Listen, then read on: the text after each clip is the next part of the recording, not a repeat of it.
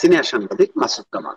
মাসুদ কামাল এখন যে পর্যায়ে আছে, এখন এই জুলাই সনদ স্বাক্ষরের মানে আইনগত নিশ্চয়তা না পেলে স্বাক্ষর করবে না, এই একটা জটিলতা আছে এনসিপি কে ঘিরে। ঐক্যমত্য কমিশনের মেয়াদও 31 তারিখে শেষ হয়ে যাবে। 31 তারিখের মধ্যে তারা কি সুপারিশ দেবে এবং তারা জুলাই সনদে স্বাক্ষর করবে কি করবে না, শাপলা প্রতীক পাবে কি পাবে না, এটা নিয়ে কি আপনার মনে হয় যে নির্বাচনটা একটা মানে ঘূর্ণিপাকের মধ্যে পড়ছে? আমি তা মনে করি না। আমি মনে করি না এই কারণে, দেখেন, জুলাই সনদ নিয়ে এই যে স্বাক্ষর অনুষ্ঠান অমুক তমুক এগুলো এগুলো নিয়ে কিন্তু বিএনপির ততটা আগ্রহ কখনোই ছিল না। এবং এটাকে মানে এরা বলতেছে এই সনদের ভিত্তিতে নির্বাচন হতে হবে, এটা নিয়েও বিএনপির কোনো আগ্রহ কিন্তু ছিল না। কিন্তু তারপরেও বিএনপি কিন্তু স্বাক্ষর করেছে। কেন করেছে? বিএনপি দুটো কারণ করেছে। একটা কারণ হলো তারা তাদের প্রধান লক্ষ্য হলো তারা নির্বাচনটা চায়, এবং তারা মনে করেছে যে তারা যদি এখন স্বাক্ষরটা না করে তাহলে একটা হইচই বাঁধবে, এবং সেই হইচইয়ের পুরো দায় দায়িত্ব বিএনপির উপর চাপানো হবে। বিএনপি এই অপবাদটা নিজেদের কাঁধে নিতে চায় না। দ্যাট ইজ হয় আপনি যা বলতেছে ওরা বিএনপি তাতে রাজি হচ্ছে, এবং এই রাজি হওয়ার মাধ্যমে তারা বলতে যাচ্ছে যে তোমরা নির্বাচন করো, আমরা নির্বাচনের পক্ষের মানুষ। এবং নির্বাচনটা হওয়ার পর তারপর তাদের হাতে রাষ্ট্র ক্ষমতা থাকবে, তখন তারা কিন্তু ইউনুসের দিকে তাকায় থাকবে না, তখন তারাই সিদ্ধান্ত নেবে দেশ কিভাবে চলবে। একটা কথা মাথায় রাখেন, নির্বাচনের মাধ্যমে যে রাজনৈতিক দলটা নির্বাচিত হলো তারা নির্বাচনে অংশ নেওয়ার সময় একটা জনগণের কাছে কিছু প্রতিজ্ঞা করে, ইস্তেহার ঘোষণা করে যে আমি দেশটাকে এইভাবে চালাবো। করে না? করে। প্রত্যেকটা রাজনৈতিক দলের ইস্তেহার কিন্তু ভিন্ন ভিন্ন। কিন্তু এই আলী রিয়াজ সাহেবরা বিদেশ থেকে এসে যাদের সঙ্গে দেশের কোনো সম্পর্কই নাই, ওনারা এসে বলতেছে যে তোমরা যেই নির্বাচিত হও কিভাবে দেশ চালাবে এটা আমি বলে দিই। তো তার কথা শুনবে কেন? সে কে? আপনি বলেন সে কে? আপনার টিচার ছিল এই তো, আর আমার টিচার ছিল এই তো, তাছাড়া সে কে?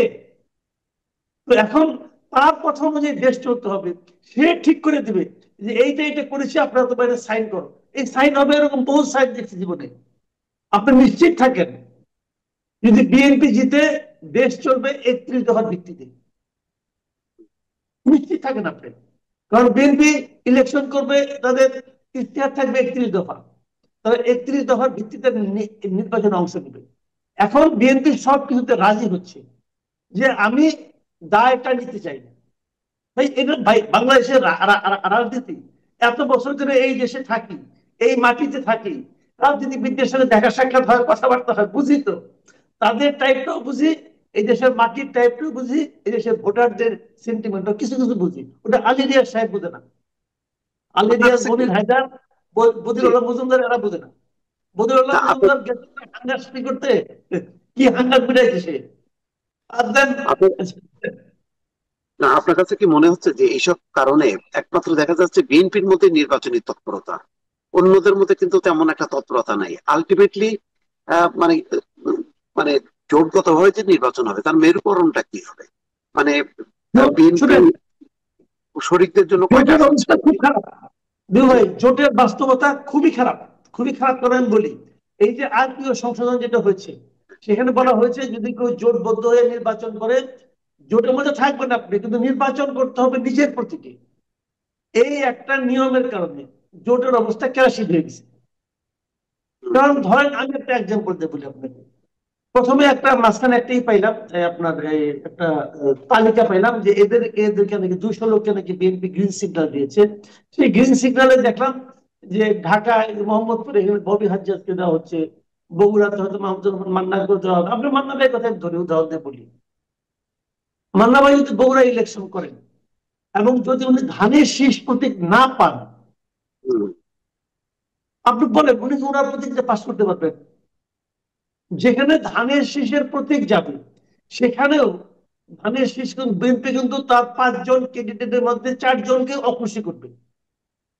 প্রত্যেকটা আসনে বিএনপির কমপক্ষে 4 থেকে 5 জন করে ক্যান্ডিডেট আছে। বিএনপি একজনকে দিবে, বাকি 4 জন আনহ্যাপি হবে। এবং সেই আনহ্যাপি হওয়ার কারণে তারা কিন্তু কেউ নির্বাচনে বিরোধিতা করবে, কেউ স্বতন্ত্র দাঁড়ায় যাবে, কেউ চুপ হয়ে যাবে। কিন্তু যদি দেখে যে 5 জনের মধ্যে 5 জনই বাদ, ওখানে মান্না ভাই রেখেছে, তখন ওই 5 জন কি করবে? ওই 5 জনকে মান্না ভাই ছাড় দিবে? ছাড় দিবে না। তাদের মধ্যে কেউ না কেউ স্বতন্ত্র দাঁড়ায় যাবে, এবং যিনি স্বতন্ত্র দাঁড়াবেন তিনি পাশ করবেন। এই জোটের এই যে আপনার বড় নেতা, ছোট দলের বড় নেতা, এগুলির কোনো বেল নাই ভাই, এটা মানে রিয়েলিটি। বিএনপি যদি 20টা আসনও ছাড়ে সেটাও তো ঝুঁকিপূর্ণ হয়ে যাবে তাহলে। বিএনপি যে 20টা ছাড়বে, ওই 20টাই লস করবে সে। ওই 20টাই তো ফেল করে আসবে ভাই। বিএনপি যে 20টা আসন ছাড়বে, কাদেরকে ছাড়বে? এই লোকগুলি কে বলে? তাদের কোনো ভিত্তি আছে? আমি আপনাকে এর মধ্যে শুনলাম যে আপনার এনসিপির সঙ্গে নাকি বিএনপির একটা আতাত হচ্ছে, এনসিপি কে নাকি বিএনপির সঙ্গে নেবে। তো এনসিপির যে এনসিপি যে নাকি এনসিপি তো বিএনপির একটা বোঝা। বোঝা এই কারণে, এনসিপি কে নেওয়া মানে এনসিপি কোনো ভোট তারা পাবে না। এনসিপি কোনো ভোটই নাই, পাবে কি? দেশের প্রত্যন্ত অঞ্চলের কোথাও এনসিপি কোনো ভোট নাই। এনসিপির যা কিছু কদর, সেটা হলো বিভিন্ন টেলিভিশনের টক শো ওয়ালাদের কাছে, আর কারো কাছে এনসিপির কোনো কদর নাই। তো এনসিপি যদি কোনো ভোট না থাকে, তাহলে এনসিপি কে বিএনপির সঙ্গে নিয়ে কি হবে? এনসিপির বিভিন্ন লিডারদের যে সমস্ত মানে আপনার বাহাদুরি, দাপট, প্রশাসনিক দাপট, এই যে দাপট করার মাধ্যমে তারা যে মানুষের কাছে বদনাম অর্জন করছে, এই বদনামের ভাগ বিএনপি কে নিতে হবে। এটা হলো ক্লিয়ার এন্ড সিম্পল। আচ্ছা আপনি বলেন, এনসিপির সবচেয়ে সমৃদ্ধ অর্থনৈতিক অবস্থার মালিক কে, লিডার কে? আসিফ মাহমুদ সজীব ভুইয়া। যদি সে এনসিপি এখন নাই, সরকারে আছে, কিন্তু সে তো আলটিমেট এনসিপি নির্বাচন করবে, এটা সবাই জানে। তার এলাকায় সে প্রচুর কাজকর্ম করতেছে, টাকা পয়সা নিয়ে গেছে, অনেক কিছু হচ্ছে। তো এনসিপি কে এই আসিফ মাহমুদ সজীব ভুইয়াকে যদি কুমিল্লার মুরাদনগরে নমিনেশন দেয় বিএনপি, ধরলাম দিল, তাহলে ওখানকার ওনাদের নিয়মিত ক্যান্ডিডেট যিনি আছেন, কায়কুমার সাহেবকে নমিনেশন দিল না। তো কায়কুমার সাহেব যদি স্বতন্ত্র দাঁড়ায়, তার সঙ্গে এই লোকের জামানত থাকবে? ভাই, একজন লোকের এতদিনের এলাকায় কাজকর্ম, এতদিনের কাজ, উনি 21শে আগস্ট গ্রেনেড হামলার আসামি, যাবজ্জীবন দণ্ডপ্রাপ্ত আসামি ছিল। দলের প্রতি তার যে স্যাক্রিফাইস, এই স্যাক্রিফাইসকে যদি বিএনপি মূল্যায়ন না করে, না করে যদি ওখানে এই আসিফ বাবু সজীব ভুইয়াকে দেয়, বলেন এটা কি বিএনপির জন্য কোনো লাভজনক কিছু হবে? তাহলে বিএনপির রাজনীতিতে ডেডিকেশনের কোনো মূল্য থাকবে? থাকবে না ভাই। এবং সে পাশও করতে পারবে না, সে পাশও করতে পারবে না। তাকে যদি হুম, ঢাকা শহরে দেয়, ঢাকা শহরের লোকজন এই বাচ্চাকে ভোট দিবে? কারণ ঢাকা উত্তর যদি ধানমন্ডিতে দেয়, যদি ঢাকা দক্ষিণে দেয়, ঢাকা দক্ষিণের মেয়র প্রার্থী আশফাক ইয়ের সঙ্গে, ইঞ্জিনিয়ার ইশাকের সঙ্গে সে যে আচরণ করছে, এই দক্ষিণের পাবলিক ভুলে যাবে কেমনে রে ভাই? তো যাই হোক, anyway, আমি জানি না। আমার মনে হয় যে এবারের নির্বাচনে এই যে নির্বাচনী জোটের যে রাজনীতি, এই রাজনীতি খুবই ক্ষতিগ্রস্ত হবে। ক্ষতিগ্রস্ত হবে। এটা কোনো বুঝতে পারে না। জামাত কি সুবিধা করতে পারবে? জামাত একটু সুবিধা করতে পারবে। কেন? জামাত একটু সুবিধা করতে পারবে, কারণ জামাত যাদের সঙ্গে জোট করতেছে, তারা কেউ জামাতের মার্কা নিয়ে নির্বাচন করতে চায় না। হুম, হুম, জামাতের জামাত ইসলামী দলগুলো যার যার মার্কা নিয়ে নির্বাচন করতে তাদের আগ্রহ আছে। আর হুম, জামাতের ভোট ইসলামপন্থী ভোট, ওখানে কোনো, আমার মনে হয়। আর তাছাড়া জামাতের আরেকটা সুবিধা হলো, ধরা যাক জামাত একজনকে ছাড় দিবে, ছাড় দিলে পরে জামাতের কোন লিডার ওই জায়গায় বিদ্রোহী প্রার্থী হবে না। বিরোধিতা করবে না, কারণ হ্যাঁ। জামাতের তো দলের উপরে নিয়ন্ত্রণটা আছে, ওই হুম, হুম, নিয়ন্ত্রণটা তো বিএনপি নাই। হুম, হুম, হুম, রাইট। আচ্ছা, আরেকটা বিষয় হলো যে এই যে উপদেষ্টাদের নিরপেক্ষতা নিয়ে একটা কন্ট্রোভার্সি। সব পক্ষই বলতেছে যে উপদেষ্টা, অমুক উপদেষ্টা ওই দল, অমুক উপদেষ্টা ওই দল। তো এইসব মিলে কি মানে ক্রস হওয়াতে কোন কোন উপদেষ্টা কি বেঁচে গেল কিনা? না, বেঁচে গেলেও কি শোনেন, একটা ভয় ছিল, অনেকে বলতো, যেমন ধরুন 3টা দল গেছে, 3টা দলই কিন্তু কিছু কিছু উপদেষ্টার ব্যাপারে তাদের রিজার্ভেশন জানাইছে। এখন সম্ভবত 3জনের সঙ্গে কারো কোনো কমন পড়বে না। বিএনপি যাদের যে 3জনের কথা বলবে, ওই 3জন জামাত বলবে না, ওই 3জন এনসিপিও বলবে না। ওই একই রকম এনসিপি যে 3জনের কথা বলবে অথবা 5জনের কথা বলবে, তার সঙ্গে অন্য কাউকে মিলবে না। সবাই যার যার দলের পক্ষে যারা আছে তাদেরকে বাঁচাতে চাইবে, বিপক্ষকে নামাতে চাইবে। এই যদি হয় তাহলে প্রায় ধরেন আপনার 3 জন মিলে ধরলাম 10 জন অথবা 9 জন, 9 জন লোককে ডক্টর ইউনূস সরাবে না। ডক্টর ইউনূস একজনকেও সরাবে না। ডক্টর ইউনূসের ক্যারেক্টারটা কি? উনি শুনবে সবার কথা, মানবে না কিছুই।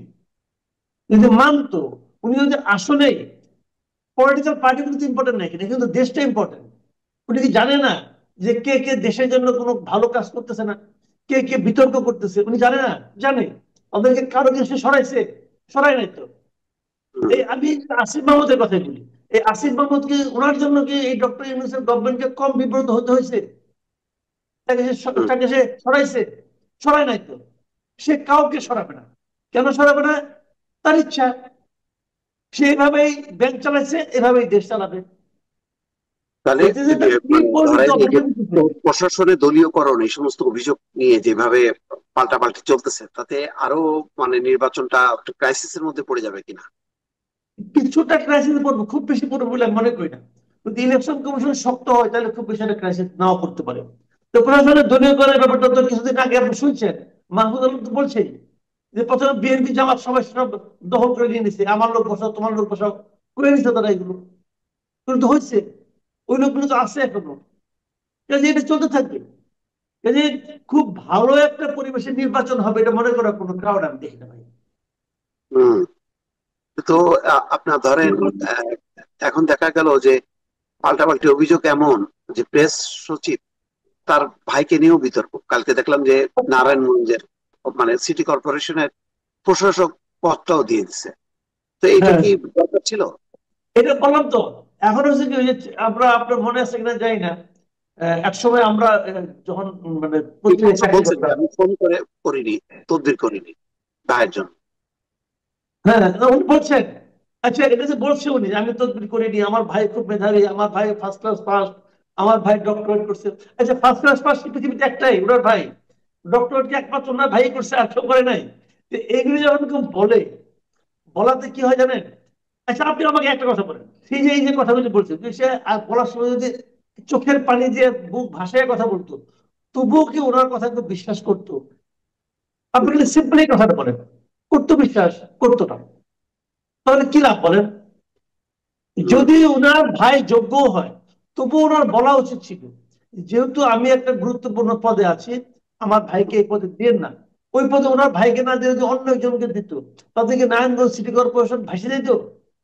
নারায়ণগঞ্জ হুম। সিটি কর্পোরেশন কি গভীর খাদে পড়তো? ওনার ভাই কি একমাত্র ব্যক্তি ওই খাদ থেকে তোলার জন্য? দরকারটা কি ছিল? Right. বললেই পারতেন, ভাই আমার ভাইকে দিয়ে দেয়, কারণ সে আমার ভাই, তার একমাত্র অযোগ্যতা সে আমার ভাই। হুম, সেটা বলে নাই। বরঞ্চ সে তার ভাই, এটা কিন্তু তার একমাত্র যোগ্যতা হিসেবে প্রমাণিত হয়েছে। তার মতো জয়েন্ট সেক্রেটারি কি মাত্র একটাই? আর কোনো জয়েন্ট সেক্রেটারি নাই বাংলাদেশে? হুম, হুম। এত জয়েন্ট আচ্ছা, সেক্রেটারি থাকতে একটা প্রতিমন্ত্রীর দায়িত্ব দিতে একটা জয়েন্ট সেক্রেটারিকে দেওয়াই বা হয় কেন? এটা আমি বুঝি না। মোস্তফা, একটা ছোট্ট একটু করে উত্তর দেন তো। 6টা আন্তর্জাতিক সংস্থা বলছে আওয়ামী লীগের কার্যক্রমের উপর নিষেধাজ্ঞা প্রত্যাহারের জন্য। এটা আপনার কি মনে হয় যে আস্তে আস্তে বিদেশি পশ্চিমা দেশগুলো যারা সবার অংশগ্রহণের নির্বাচনের কথা বলতো, এই চাপটা কি বাড়বে মনে হয় আপনার কাছে? শুনেন, চাপ তো কখন বাড়ে কখন বাড়ে না এটা তো বাইরের থেকে বোঝা যায় না। তবে একটা জিনিস হলো কি, যেমন ধরেন আগে আওয়ামী লীগ আমলে আমরা দেখতাম বিভিন্ন আন্তর্জাতিক সংস্থাগুলি বলতো যে রাজনৈতিক দলগুলিকে সবাইকে নিয়ে নির্বাচন করতে না পারাটা আওয়ামী লীগ গভর্নমেন্টের ব্যর্থতা। হুম, হুম, আওয়ামী লীগ গভর্নমেন্ট জবাবে কি বলতো? আমরা তো সবাইকে আসতে বলি, কেউ তো আসে না, এই তো বলতো। আচ্ছা, হুম। তাহলে আমি জিনিসটা কি দাঁড়াইলো? আমি সবাইকে দাওয়াত দিয়েছি, কেউ আসে না। তার এটা দেখার পরেও কিন্তু আন্তর্জাতিক সংস্থাগুলো আওয়ামী লীগের উপর হ্যাপি ছিল না। আর এখন কি হচ্ছে? আমি আসতেই দেব না, হুম, হুম, আমি নির্বাচনে অংশ নিতে দেব না ওদেরকে, কারণ ওরা ফ্যাসিস্ট। আচ্ছা, ওরা যে ফ্যাসিস্ট, আপনি যদি বিচারে গেছেন, বিচার রায় হয়েছে, রায় তো হয় নাই। বিচারে যদি রায় না হয়, তাহলে আপনি ফ্যাসিস্ট কি করে বলেন? আর যদি আপনি বলেন যে এটা একটা ফ্যাসিস্ট দল, তাহলে বিচার করার দরকার কি? রায় তো আপনি দিয়ে দিচ্ছেন, বিচার করে ফেলান, সবগুলো ফাঁসি দিয়ে দেন। তা তো আপনি করতেছেন না। আপনি বিচারের কাছে যাচ্ছেন, যে আগে আপনি রায় দিয়ে দিচ্ছেন। হলো আমার গেলে এই কথা, এই যে কথাটা বললাম দুবাই, এই যে কথাটা বললাম, এই কথাটা কিন্তু মিনিমাম কান্ডারট সম্পূর্ণ যে কোনো মানুষ বলবে, এবং হুম হুম ওরা কিন্তু এই পয়েন্টটাই ধরবে আগামীতে। আমরা মনে করতাম কি ডক্টর ইউনূসের সঙ্গে আন্তর্জাতিক সম্পর্ক এত ভালো, তারা হয়তো তাকে ফেভার করবে। তারা কিন্তু তাকে ফেভারই করতেছে আসলে। এই কথাগুলো বলে তারা কিন্তু ডক্টর ইউনূসকে ফেভার করতেছে, কারণ তারা জানে এই নির্বাচনটা হয়ে যাওয়ার পর ডক্টর ইউনূসের বিরুদ্ধে এই অভিযোগগুলো আসবে, যাতে হুম না আসে এই জন্য তারা এখনই চেষ্টা করতেছে। কিন্তু ডক্টর ইউনূস তো আছে অন্য ধান্দায়। তার ধান্দা নিয়ে আমি থাকলে, আপনি থাকলে, মানে আমার কাছে আমি মনে করতাম উনি বোধহয় একজন বিশাল ব্যক্তিত্ব, বিশাল মানুষ আমি মনে করতাম। আমার কাছে এখন মনে হয় কি সে যে কোনো মানুষ, রাস্তা দিয়ে আপনি যে কোনো একটা মানুষ ধরে নিয়ে আসেন, তার মধ্যে যে লোভ, লালসা, স্বার্থ কাজ করে, ওনার মধ্যে সে একই জিনিস কাজ করে। উনি দেশ হুম দিয়ে ভাবে না, উনি দেশ দিয়ে বিন্দু মাত্র ভাবে না, দেশের মানুষ দিয়ে বিন্দু মাত্র ভাবে না। উনি ওনার ব্যক্তিগত জীবনযাপন নিয়ে ভাবেন, ওনার ব্যক্তিগত প্রতিষ্ঠান নিয়ে ভাবেন। ভাবেন এই একজন যে ওনার এখানে ওনার একজন সহকারী আছে লামিয়া মুর্শেদ, সব ওনার ছায়ার সঙ্গে আমি বলি তাকে, সব জায়গায় উনি আছেন। এই ভদ্র মহিলা তো এখনো গ্রামীণে চাকরি করেন, উনি তো গ্রামীণ হুম চাকরি ছাড়েন নাই। উনি গ্রামীণ কল্যাণের সিইও হলে যে ওনার এমডি নাকি চেয়ারম্যান পদে আছেন, ওরা উনি ছাড়ছেন নাকি? গ্রামীণের লোকজন এসে নিয়ে যমুনা এসে বসে থাকে ওরা সিগনেচার নেওয়ার জন্য। খবর নিয়ে দেখেন তো এইটা কি রে ভাই? আপনি কাছেরটাও খাবেন, তোলারটাও করাবেন, এটা কেন? না আপনি এইগুলি যাকে বলে লাভ নাই। মানুষ পলাতক যারা, দেশটা পলাতক ছোট, জি দেশটা ছোট কিন্তু হুম সবাই হুম সবাই কিছু না। হুম এই দেশে আপনি আমার যত বড় মানে প্রতিদ্বন্দ্বী হন না কেন, আপনি আজকে সকালে কি দিয়ে নাস্তা করছেন এটা বের করতে আমার খুব বেশি হলে আধা ঘন্টা লাগবে। তো দেশটা তবে ছোট, তো কে কোথায় কেন যাচ্ছে, কে কোথায় কি করতেছে আমরা জানি না। এগুলো জানি তো, এইগুলো কি সবাই জানে না? জানে। এই সবগুলো আলোচনায় ধীরে ধীরে আসবে। যখন আসবে তোর কার মান সম্মান কোথায় থাকবে, যদি মান সম্মান থাকে, যদি মান হুম। সম্মান পর্যন্ত থাকে, তাহলে কার মান সম্মান কতদূর উঠবে কতদূর নামবে, এটা নিয়ে কিন্তু আগামীতে দেখতে পারবেন অনেক কিছু। না আর দেখেন, বেশি পলাতক যারা এখন আরপিও সংশোধন করে তারাও নির্বাচনে অংশ নিতে পারবেন, আপনার খুব সংকুচিত করে ফেলা হচ্ছে কিন্তু। তবে এটা কিন্তু আমি পছন্দ করছি, বুঝছেন? তাই যারা নাকি আচ্ছা কেন? ফেরারি আসছে, যারা পলাতক, হুম। পলাতকরা নিয়ে নির্বাচনের অংশ কিভাবে নেবে? অনেকে কারাগারের থেকেও তো নির্বাচন করতো কারাগার আগে। তো পলাতক না, কারাগার থাকলে তো কোনো সমস্যা নাই। হুম আপনার হুম আমার নামে ধরেন, আমার আদালতের বিচারে আমি গেছি, আমার নামে অভিযোগ আছে, আমাকে জামিন দেওয়া হয় নাই, কারাগারে পাঠাই দিছে। আমি আমি এটা মামলা আমি রায় পাইতেও পারি নাও পাইতে পারি, কিন্তু এই সময়টা তো আমি নির্বাচন করতে পারবো, কোনো সমস্যা নাই। কিন্তু আমি যদি আদালতে হাজিরাই না দিই, তাহলে তো হুম আমি হুম পলাতক। তো পলাতক right, যে পলাতক তার মানে কি সে দেশের প্রচলিত আইনকে অবজ্ঞা করতেছে, হুম। অমান্য করতেছে। তাকে তো নির্বাচনে অংশ নিতে দেওয়ার কোনো কারণ আমি দেখি না। এটা আমার আমি আমি আমি এই এই যে নতুন নিয়মটা, এই নিয়মটার আমি পক্ষে।